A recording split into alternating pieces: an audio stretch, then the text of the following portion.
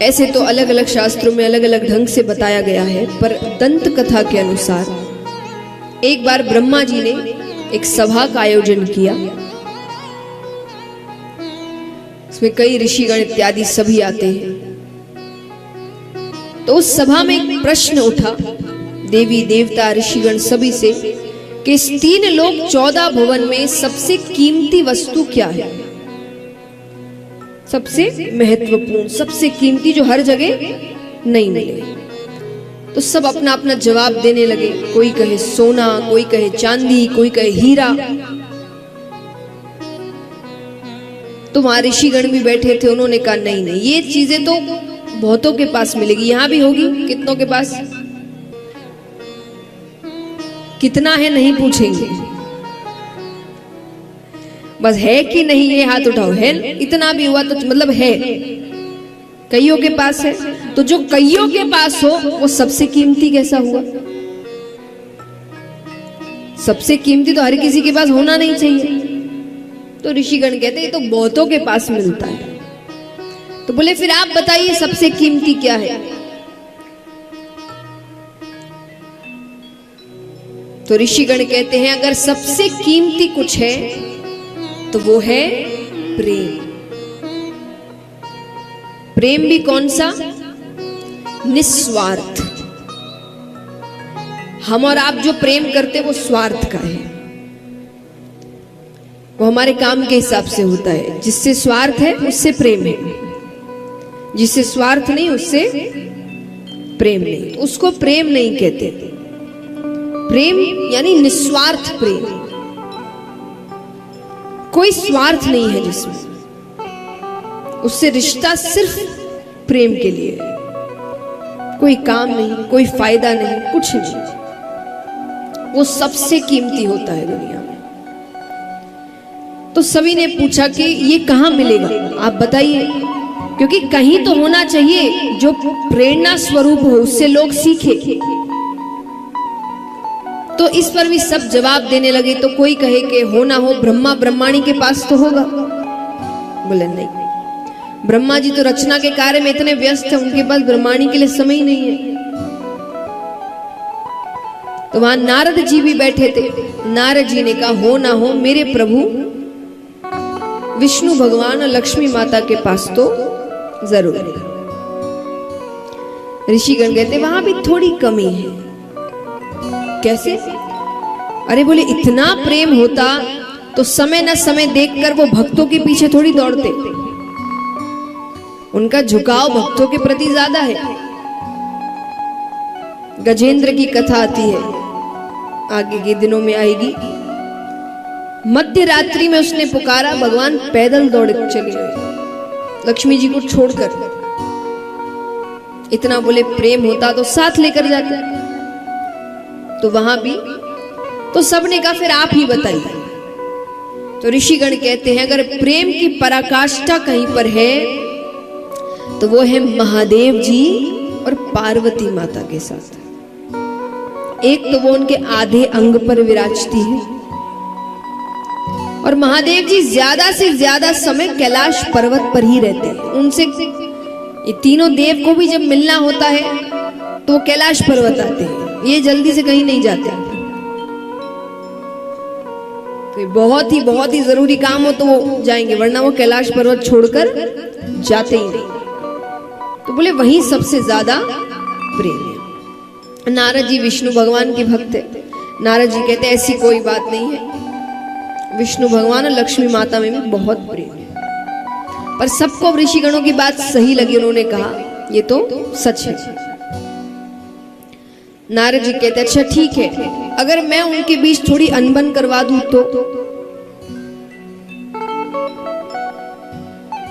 अब आपको लगे कि पति पत्नी के बीच तो अनबन होती ही रहती है, ये दो अलग बातें हैं। एक होता है आपस में अनबन, एक होता है किसी तीसरे की वजह से। अगर कोई तीसरा आकर आपके बीच झगड़ा करवा कर चला जाए, मतलब अब प्रेम में अभी भी कमी है। आपस में झगड़ा हो वो होता रहता है, हर घर में होता है, पर कोई और आए और झगड़ा करवा कर चला जाए, इसका मतलब अभी भी कमी नारद जी ने कहा मैं करवा दूं तो सबने कहा तब की तब देखी जाएगी। अब वो रोज कैलाश पर्वत जाए पर दोनों को साथ देकर वापस लौट आए। एक दिन संयोग से महादेव जी कहीं गए हुए थे, तो नारद जी जाते हैं, माता अकेली है, उनको प्रणाम करते हैं। माता ने कहा कैसे आना हुआ? नारद जी कहते हैं वो बाबा से थोड़ा जरूरी काम था। कहाँ है वो? माता ने कहा वो तो अभी बाहर गए हैं। अगर कोई बहुत जरूरी काम है तो मुझे कह दो, मैं उनसे कह दूंगी। नारद जी कहते नहीं, थोड़ी व्यक्तिगत बात थी। व्यक्तिगत माने पर्सनल, सबको नहीं बता सकते। माता कहती आपके बाबा और मेरे बीच कोई व्यक्तिगत बातें नहीं रहती, वो मुझे सब बताते हैं। नारद जी कहते मैं नहीं मानता। नारद जी ने एक बहुत बड़ी बात कह दी यहां। नारद जी कहते हैं कि ऐसा कोई पुरुष नहीं है जिसने कोई ना कोई बात छुपाई ना हो। हर कोई, चाहे वो साधारण हो कोई भी हो, पुरुष कोई ना कोई बात तो स्त्री से छुपाता ही है। अब यहां जितने भी शादीशुदा हैं सबकी घर जाके क्लास लगने वाली है।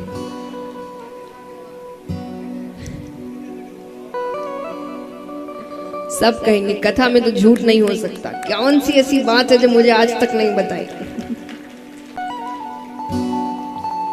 अब जो है वो बता रही हूं मैं, देखिए मन से तो कुछ नहीं कह रही। तो पार्वती जी कहती है कि नहीं नहीं ऐसी कोई बात नहीं है, आपकी गलत फहमी है, ये है वो है। नारद जी कहते अच्छा एक बात बताइए, आपने अमर कथा सुनी है? माता ने कहा नहीं, ये कौन सी कथा है? अरे बोले बहुत गोपनीय कथा है, हर किसी को नहीं सुनाते बाबा। जिससे सबसे ज्यादा प्रेम करते हैं सिर्फ उसे ही सुनाते हैं। तो माता ने कहा इसका मतलब मुझसे प्रेम ही नहीं करते? नारद जी कहते वो मैं क्या जानूं, अच्छा मैं चलता हूं, बाबा से मत कहिएगा कि मैं आया था। नारद जी चले गए। अब माता केवल ये सोच रही है कि ये कौन सी कथा है, अब मुझे क्यों नहीं सुनाई, ऐसी कौन सी कथा है, इतनी गोपनीय कथा क्यों है। इतने में ही महादेव जी पहुंचते हैं तो रोज की तरह कोई स्वागत नहीं, कोई आव भगत नहीं, कोई दरवाजे पर लेने नहीं आया। उन्हें हमेशा दरवाजे पे जाती थी। अब महादेव जी आके बैठ भी गए, अभी भी कोई बात नहीं। नहीं तो होता ना, आप घर आए तो पत्नी 10 बात पूछती है, कहाँ थे, क्या हुआ, दिन कैसा गया, ये वो कुछ नहीं, बात ही नहीं कर रही। तो महादेव जी ने बात शुरू की। महादेव जी कहते हैं कि अरे गणेश कार्तिक कहाँ है? क्योंकि जब पति पत्नी के बीच झगड़ा हो जाए तो बातें बच्चों के माध्यम से ही चलती है। तो भगवान ने भी यही कहा। भगवान कहते गणेश कार्तिक कहाँ है? माता कहती मुझे क्या पता, गए होंगे कहीं, दिन भर अपने पास बिठा के रखो। महादेव जी उनको समझ नहीं आया ऐसा जवाब क्यों। देखिए ये पुरुषों के लिए है। कई बार पुरुष कहते हैं ना कि हमें समझ ही नहीं आता कि वो कब नाराज है, हमें क्या पता नाराज है, हमें कैसे पता चलेगा नाराज है। तो ये मैं आपके सहयोग में ही काम कर रही हूं कि जब ऐसे उल्टे जवाब मिले मतलब नाराज है, तो सोचो क्या गलत किया होगा, क्योंकि वो खुद नहीं कहते कि वो नाराज है, आपको समझना पड़ेगा। तो जब आपके सीधे सवालों के उल्टे जवाब आने लगे मतलब कुछ गलती हुई है। महादेव जी को भांग बहुत प्रिय है। और एक बात और, जब इनकी भांग की बात आती है, कई बार हम देखते हैं सावन का महीना आए, महाशिवरात्रि आए, तो कई लोग भांग पीकर महादेव जी का नाम बड़ा लेते हैं। हम तो महादेव जी के भक्त हैं, महादेव जी भी करते थे, महादेव जी ने तो विष भी लिया था। आप भी एक बार ले लो थोड़ा सा। अगर विष ग्रहण कर सकते हो और अच्छे से सीधे खड़े रह सकते हो तब फिर भांग भी ले सकते हो, और जब वो नहीं तो ये भी नहीं। तो लेना है तो अपना नाम लेकर लीजिए, भगवान का नाम लेकर ये सब हरकतें नहीं। क्योंकि कई बार लोग भगवान की अच्छाइयां तो लेते नहीं है और बाकी उन्होंने जो दूसरे काम किए, क्योंकि उनके अंदर वो शक्ति है, उनके कारण है, उसका बड़ा उनको कॉपी करके नाम लेते। भगवान ने भी किया था, भगवान ने बहुत कुछ किया, वो करने की हिम्मत हमें। कृष्ण का नाम लेते, कृष्ण ने ये किया वो किया, उसने गोवर्धन पर्वत उठाया था, हम छोटा सा पहाड़ नहीं उठा सकते। 7 फनों के सर पर नृत्य किया था, एक फन आ जाए तो हम बेहोश हो जाते वहीं पर। तो भगवान की बराबरी मत करिए, और करिए तो पूरी करिए। फिर उतनी हिम्मत रखिए कि आप पूरी बराबरी कर सके। उन्होंने जो भी किया था, उनके कई कारण होते हैं काम करने के। मैं हमेशा एक बात कहती हूँ उन लोगों के लिए जो भगवान का नाम लेकर कहते कि हमने इसीलिए किया, कि एक बात हमेशा याद रखिएगा, भगवान जो भी करते हैं उसका कारण जग कल्याण होता है, और हम जो भी करते हैं उसका कारण हमारा कल्याण होता है। ये सबसे बड़ा अंतर है हम में और भगवान में, इसलिए हम उनकी बराबरी नहीं कर सकते। तो आइए, यहां पर पार्वती माता नाराज है तो उनका कहीं का गुस्सा कहीं निकल रहा है। अब यहां पर महादेव जी पार्वती जी से पूछ रहे हैं कि कोई तो बात जरूर है। माता ने कहा, पहले तो ये बताइए आप मुझसे प्रेम करते हैं कि नहीं।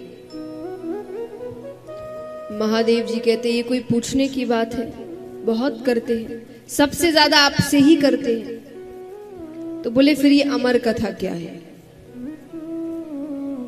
देखिए, उनकी नाराजगी का कारण थोड़ा और ज्यादा है, क्योंकि आपको पता है कि नहीं, पर महादेव जी आए दिन पार्वती जी को नई नई कथाएं सुनाते रहते हैं।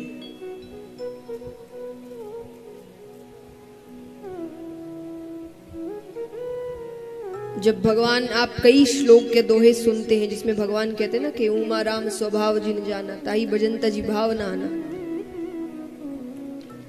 कि ये सारे जो उमा नाम से भगवान बार बार बताते रहते हैं, ये सब भगवान जब कथाएं सुनाते हैं तो पार्वती जी से कहते हैं। तो उनको ऐसा लग रहा है कि जब इतनी कथाएं मुझे सुनाई है, इतनी बातें मुझे बताई है, तो ये क्यों नहीं।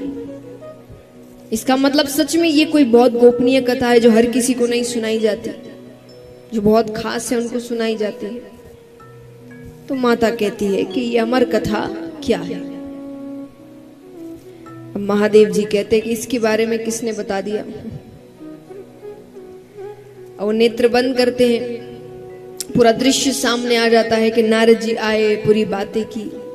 महादेव जी कहते हैं ब्राह्मण देवता आते और अपना कोई ना कोई काम करके जाते हैं। महादेव जी कहते नहीं सुनाई तो अब सुना देंगे। पार्वती माता कहती वो तो सुनानी ही पड़ेगी, पर अभी तक क्यों नहीं सुनाई। तब महादेव जी ने कहा कि ये बहुत गोपनीय कथा है। और गोपनीय का अर्थ देखिए, महादेव जी हर वक्त समाधि में बैठते थे, वो किसी से ज्यादा बात नहीं करते थे, सारे रिश्ते माता निभाती थी। तो वो कईयों से बात भी कर रही है, कईयों को बातें भी समझा रही है। तो महादेव जी कहते हैं कि इस कथा का नाम क्या है। हाँ, अमर कथा, यानी सुनने वाला अमर हो जाएगा। तो महादेव जी कहते ये हर किसी को तो नहीं सुना सकते। अब मैंने आपको सुनाया, मान लो आप किसी को ऐसे ही बताते हुए जा रहे, किसी को अपने प्रेम से सुना दिया, क्योंकि आप कईयों से बात करते हो, इसीलिए ये कथा नहीं सुनाई अभी तक। माता कहती है मैं किसी से नहीं कहूंगी, आप मुझे ये कथा सुनाइए। ठीक है, तो कैलाश पर्वत के एक ऊंची शिला पर जाकर बैठते हैं, कल्पतरु वृक्ष के नीचे। महादेव जी एक ऊंचे आसन पर बैठे हैं, उससे नीचे माता बैठी है। क्योंकि महादेव जी इस वक्त कथा सुना रहे हैं।